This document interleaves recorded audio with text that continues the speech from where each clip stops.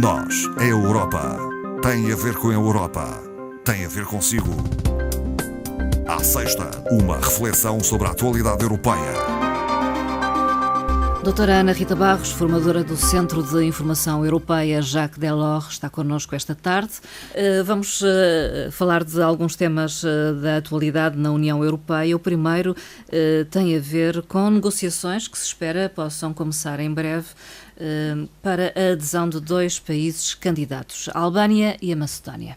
Portanto, a Comissão Europeia instou os Estados-membros a abrir as negociações de adesão com estes dois países, a Albânia e a Macedónia. Em termos de política, esta abertura aos Balcãs Ocidentais é fundamental, antes que o façam outras potências, que é o caso da Rússia e da China. Portanto, a Europa tem que se adiantar com a questão estratégica, geográfica e também política. Não é fácil porque as negociações ultimamente não têm, mesmo relativamente a outros Estados em que já foram abertos os processos de negociação, da antiga Jugoslávia, com o caso da Sérvia e do Montenegro, não têm tido uma grande evolução, exatamente pelo receio de alguns Estados-membros relativamente a esses países de leste europeu, para algumas questões que até já falámos aqui. Portanto, há ceticismo de alguns Estados-membros. Bastante, relativamente ao populismo que isso implica e relativamente aos receios de integrarem outros Estados-membros, porque o respeito pelo Estado de Direito, o respeito pelas migrações, essa aceitação não tem sido, como nós temos visto, a mais favorável de alguns Estados. Portanto, há uma certa relutância nessa abertura. No entanto, foi um apelo do Comissário para que os Estados-membros decidam favoravelmente pela abertura das negociações a estes dois Estados, a Albânia e a Macedónia. Há necessidade de também explicar aos cidadãos europeus esta pretensão, digamos, da União Europeia, da Comissão Europeia. É exatamente o que o Comissário, segundo as palavras do Comissário, com esta pasta, referiu que se os países candidatos cumprem os seus compromissos, também a União Europeia, pelo seu lado, deve cumprir os seus. E o Comissário disse ainda que é preciso explicar aos cidadãos os benefícios deste e de outros alargamentos. Não podemos esquecer que estamos muito perto das próximas eleições do Parlamento Europeu, que são já para o ano. Isto em maio, não é? É em maio. De maneira que é preciso explicar, de facto, aos cidadãos, porque os cidadãos é que depois é que votam nos partidos dos seus Estados-membros, que às vezes têm aquelas consequências de governos que não são muito pró-europeus. É preciso ver que estamos em presença de dois Estados com níveis de riqueza muito baixos. Se tivermos em conta uma média europeia 100, uma base 100, a Albânia tem um valor do PIB de 29 e a Macedónia um valor de 37. Comparativamente, no caso português, Portugal está na situação de 77 relativamente aos 100 da média. E se compararmos ainda com o Luxemburgo, que é o país que está na primeira posição, temos 258 relativamente a este índice. Portanto, são países que vão trazer alguns ajustamentos, uma necessidade de ajuda, mas um esforço. Bastante. O esforço de solidariedade, que é o esforço europeu, mas também algumas vantagens relativamente a uma situação ali, até porque o caso da Macedónia tem aquele litígio relativamente à Grécia, pela sua designação. Será um problema que passará a ser do domínio europeu, em vez de ser do domínio entre um Estado europeu e um candidato, não é? Mas a aprovação da proposta da Comissão requer, de facto, a unanimidade dos Estados-membros. Recentemente encontraram-se em Berlim o chefe de Estado francês e a chanceler alemã. Qual o objetivo desta reunião, doutora Ana Rita Barros? Exatamente, preparar propostas para a Cimeira de junho, que é fundamental nas decisões dos líderes europeus, em que este eixo é, de facto, um eixo crucial. Esperava-se uma maior evolução. Principalmente foi isso que foi anunciado quando o governo alemão ainda não tinha entrado em funções. Esperava-se que depois houvesse uma linha de convergência com a França, o que não transpareceu nesta reunião bilateral entre a França e a Alemanha. Há posições antagónicas, quase. Portanto, os dois Estados comprometem-se a, de facto, a avançar conjuntamente. Sim. A forma de lá chegar aqui é um bocadinho diferente, sim, não é? Querem refundar o projeto europeu. E o refundar passa muito pela União Económica e Monetária, passa muito pela política de asilo, passa muito pela política externa, pela política de defesa, que são avanços que têm que ser feitos o mais rapidamente possível e que nem sempre todos os responsáveis europeus olham para estes aspectos da mesma maneira. E estes dois são fundamentais, não é? Digamos que a parte alemã insiste mais nos orçamentos sãos. Exatamente. E a França, mais na convergência. Exatamente, também pensando nas próximas eleições e na necessidade de explicar as vantagens para o cidadão europeu. Digamos que a França fala mais na solidariedade europeia e a Alemanha prefere chamar ao rigor responsabilidade. Portanto, o presidente francês é mais favorável a uma abertura financeira, de forma a apresentar aos cidadãos resultados concretos desta integração europeia. A Alemanha, enfim, principalmente o partido da chanceler Merkel, sim, porque o partido que é parceiro de governo, que são os sociais-democratas, são muito mais a favor das posições francesas, não é? Vejamos que estão em cima da mesa alterações à zona euro, que sim, aguardam a evolução há algum tempo, sim, a tal criação do Fundo Monetário Europeu, a constituição de um orçamento próprio para os 19 Estados da zona euro, o cargo de um Ministro das Finanças que será simultaneamente o Presidente do Eurogrupo, esbarram com certos sectores da política alemã, mas prometeram realizar avanços e propostas concretas até à Cimeira de junho, que temos que acompanhar com algum cuidado. Sim.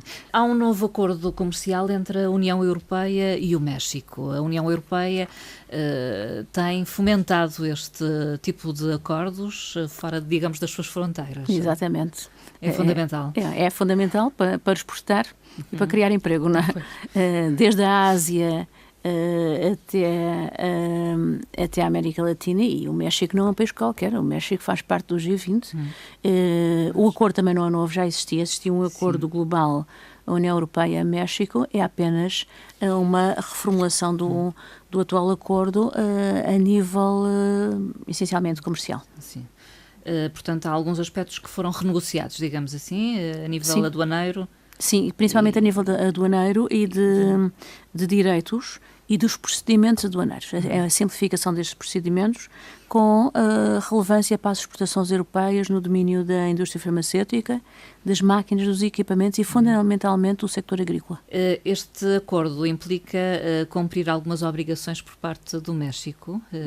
Relativamente, está no texto do acordo, relativamente às decorrentes do Acordo de Paris sobre alterações climáticas, a União Europeia salvaguardou as questões de produtos de denominação de origem controlada, que é para não haver, de facto, uma produção pelo lado mexicano de produtos, em que está incluído também um produto ilhéu, digamos assim, o queijo São Jorge dos Açores, mas também outros produtos como carnes, chocolates e produtos de diversa natureza. Pela primeira vez também, este acordo comercial, que precisa também, depois de ser aprovado pelo Conselho e pelo Parlamento, e ratificado por cada um dos Estados-membros, o que às vezes não é fácil, como também já tivemos aqui alguma troca de impressões sobre essa matéria.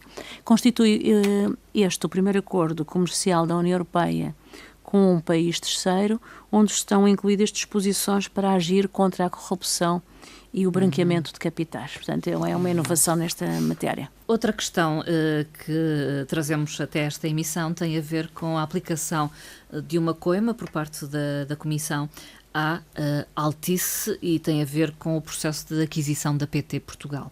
Uma multa pesada. Muito pesada. 124,5 milhões de euros. Normalmente está relacionada com a faturação, é proporcional à faturação, e foi isso que a Comissão anunciou esta semana, a aplicação à multinacional Altice, pelo facto da multinacional ter concretizado o negócio com a PT antes da autorização da Comissão Europeia.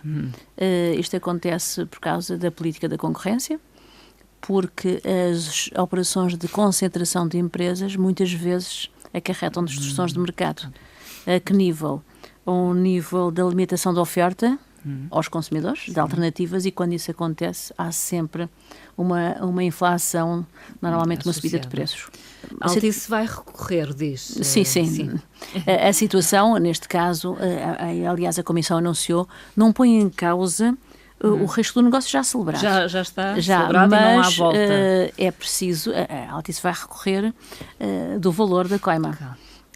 Mas a título de exemplo, uma coima também aplicada pela Comissão em 2016 à Google, que também houve recurso, vai começar a ser paga já no próximo mês de maio. Portanto, pode haver aqui, mas algum valor vai ser aplicado, até porque é uma forma de advertência, digamos, para outras situações que se desenvolvam muito depressa, que foi o caso, não é? Alguns dados estatísticos sobre autorizações de residência concedidas a não-europeus. A doutora Ana Rita Barros está de posse de alguns dados referentes a 2016. Que são os dados já apurados. Foram emitidas 3,4 milhões de autorizações para a primeira residência. Um valor muito elevado, principalmente desde que há dados estatísticos do Eurostat em 2008 sobre esta matéria. Houve um aumento em 2016 relativamente a 2015 de 28%, um acréscimo. As razões invocadas normalmente são de vária natureza, sendo a primeira a proteção internacional. Relativamente a questões humanitárias e de asilo, encontra-se depois as questões familiares, de emprego e educacionais, como uma das razões apontadas pelos cidadãos que requerem a primeira residência num Estado-membro da União Europeia. É um número elevado, ao que parece, ou tem vindo a crescer? A crescer. Relativamente à preferência dos cidadãos. O ano passado, os dados de 2016 apurados, é para o Reino Unido. Pois. Digamos que isto pode ser interpretado como um último recurso. Sim, não é? exato. Engraçado, portanto, algum destaque de referir que a primeira nacionalidade que pediu a residência foram os ucranianos, seguidos pelos sírios e, em terceiro lugar, os Estados Unidos. Curiosamente. Cidadãos americanos que vêm a residir para a Europa e que preferem o Reino Unido também. Sim. Sem ser o Reino Unido, temos aqui na elencagem, logo a seguir, a Polónia. Não é curioso? Não. Ou proximidade com os países de leste? Os ucranianos preferem a Polónia. É a questão da língua. Mas também é um sinal do desenvolvimento da Polónia. E os recursos que têm à disposição, não só de fundos europeus, mas também de outras empresas que se têm deslocado para a Polónia, enfim. E em terceiro lugar, a Alemanha. A Alemanha não é uma surpresa? É natural, é natural. Não é? É natural, uma escolha natural. Mas em anos anteriores já estive em segundo lugar. Agora ficou para terceiro. No caso português também, talvez convenha referir, a origem é dos cidadãos brasileiros. Em segundo lugar, a China. E depois Cabo Verde e Angola. Sim. É a questão da língua também e aqui, a questão histórica, Sim. que tem algumas afinidades neste caso. Os franceses também, a França também tem, normalmente é procurada por cidadãos da Argélia ou de Marrocos, não é? A língua aí tem muita influência. Em termos relativos, falamos há pouco de termos absolutos, em termos relativos, o país que recebeu ou que concedeu mais autorizações por 1000 habitantes foi Malta. Concedeu cerca de 21 autorizações por 1000 habitantes também. É uma referência importante que tem a ver com a proximidade também ali do Norte da África. Um outro tema, uma referência a uma efeméride que se celebrou recentemente, o Dia Mundial do Livro, a 23 de abril. A este propósito, também o Eurostat fez um levantamento e um inquérito sobre as despesas na aquisição de livros e jornais pelos europeus. E das despesas globais familiares dos europeus, dedicam cerca de 1,1% das suas despesas à aquisição de livros e jornais. Só que a disparidade é grande interpaíses, exatamente. O maior peso dos gastos nestas matérias de leitura vai para a Eslováquia, seguida pela Alemanha e pela Polónia. Portugal não está mal. Não está mal, mas também tem muito a ver com o nosso orçamento familiar. Está na 6ª posição. Curiosamente, uma posição acima da média europeia. O que já não acontece com o tempo investido em leitura.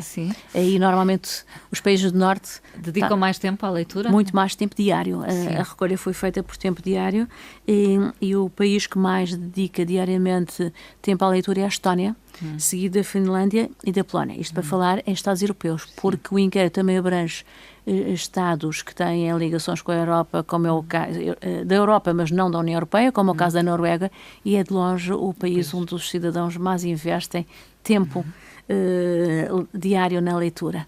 Curiosamente, em termos de dados globais, são as mulheres que mais dedicam tempo à leitura do que os homens, não é? Apesar de todas as tarefas, talvez pelo facto de fazerem muitas coisas ao mesmo tempo, não é? Sim.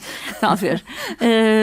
Mas, em termos percentuais, é mais o feminino do que o masculino, que indicam que diariamente reservam mais de 10 minutos, 10 a 15 minutos diários para a leitura. Vamos terminar. A doutora Ana Rita Barros vai fazer referência a duas frases proferidas por Angela Merkel, por um lado, e Emmanuel Macron, por outro.